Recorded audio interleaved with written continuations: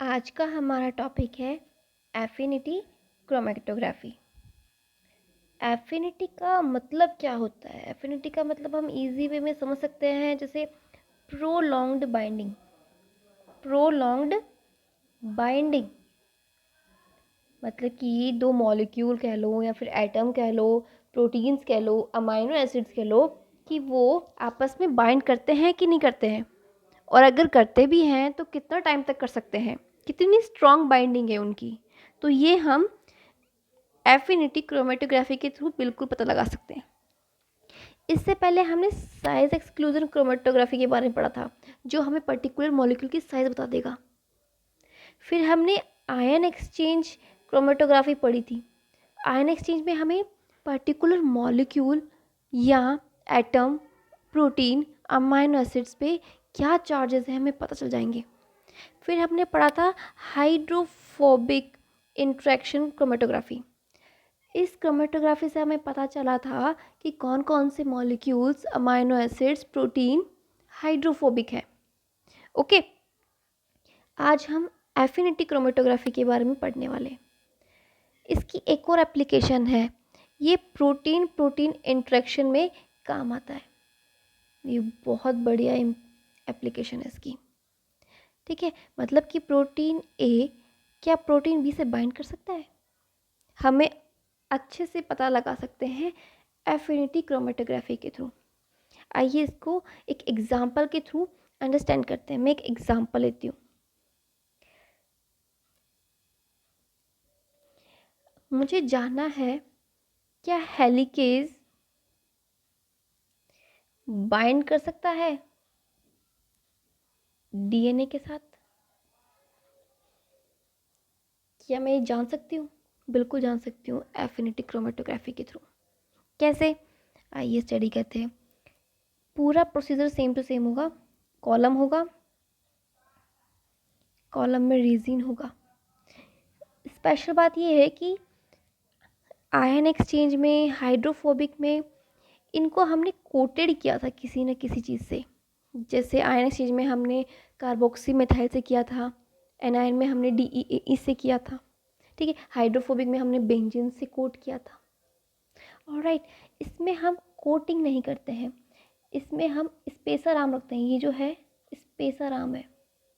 Spacer arm क्या करती है, जो प्रोटीन प्रोटीन बाइंडिंग है ना, या फिर जो भी दो सैंपल हैं उनकी बाइंडिंग देखनी है, उसकी इंट्रैक्शन को 100% इंक्रीज कर देगी। ओके, जैसे मान लीजिए मुझे जानना है क्या हेलिकेज बाइंड कर सकता है डीएनए से, तो मैं क्या करूँगी, इन स्पेसर आर्म से हेलिकेज को अटैच कर दूँगी। ये हेलिकेज है। फिर मैं क्या करूँगी, पोर करूँगी इसके अंदर क्या, मेरा डीएनए सैंपल। अगर हेलिकेज एंड डीएनए में बाइंडिंग होगी तो मुझे रिजल्ट में कुछ भी नहीं मिलेगा। क्लियर हो रहा है? जो मैं समझाना चाह रही हूँ वो क्लियर हो रहा है कि एफिनिटी से हमें क्या पता चलेगा कि क्या वो दो मॉलिक्यूल जो हमारे दिमाग में है कि क्या ये दोनों एफिनिटी शो करते हैं, क्या ये बाइंड हो सकते हैं। तो हम बिल्कुल बहुत ही कम टाइम में और बहुत ही बिल्कुल भी कॉस्टली नहीं होगा, ये हमें पता लगा सकते हैं एफिनिटी क्रोमेटोग्राफी के थ्रू। ये काफ़ी डिमांड में ही है एफिनिटी क्रोमेटोग्राफी। अच्छा, मैं एक और एग्जांपल लेके ट्राई करती हूँ। अब तक की सबसे स्ट्रॉन्गेस्ट बाइंडिंग है जो पाई गई है एविडीन और बायोटीन के बीच में। ओके, ये प्रोटीन्स ही हैं। मुझे जानना है क्या एविडीन और बायोटीन में एफिनिटी है। मैंने क्या लिया फिर से, कॉलम। ओके, कॉलम में क्या था, रेजिन। रेजिन से क्या अटैच है, स्पेसर आर्म। ये जो स्पेसर आर्म है ये कोवेलेंटली अटैच है। जैसे रेजिन से जितनी भी चीज़ अटैच करवानी है उसे कोवेलेंटली ही अटैच करवानी है। अदरवाइज़ हम ज़रा सा सॉल्ट देंगे या फिर वाटर देंगे या फिर अल्कोहल देंगे तो वो रिमूव हो जाएगा। इसलिए हमें कोवेलेंट बाइंडिंग का ध्यान रखना है।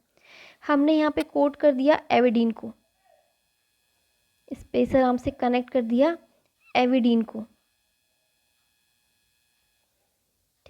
और फिर क्या किया, जो हमने सैंपल ले रखा था बायोटीन का, वो इसमें पोर कर दिया।